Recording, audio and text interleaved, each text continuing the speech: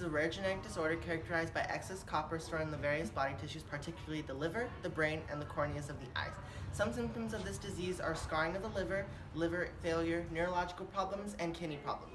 Alongside these are the psychological problems like personality changes, depression, irritability, bipolar disorder, and psychosis. The PRMP gene provides instructions for making the prion protein, which is active in the brain and other tissues and takes part in the transporting of copper. When this protein stops functioning, there will be a buildup of copper. The Wilson's disease primarily affects the liver and brain cells due to the accumulation of excess copper caused by the mutation of the ATP7B gene.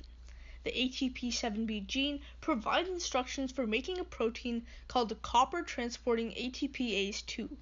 Copper-transporting ATPase2 is found primarily in the liver with smaller amounts in the kidneys and the brain. It plays a role in the transport of copper from the liver to the other parts of the body. Copper-transporting ATPase2 is also important for the removal of excess copper from the body. Within liver cells, copper-transporting ATPase2 is found in a structure called the Golgi apparatus. Here, the copper-transporting ATPase2 supplies copper to a protein called ceruloplasmin, which transports copper to other parts of the body via the blood.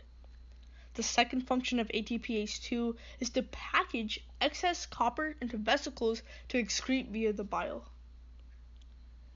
The Wilson's disease causes a mutation in the ATP7B gene. The defective gene leads to markedly decreased functional copper-transporting ATPase2, which restricts copper from entering the Golgi apparatus. As a result, the copper isn't allowed to bind with the ceruloplasmin from where it would have been safely used by the body.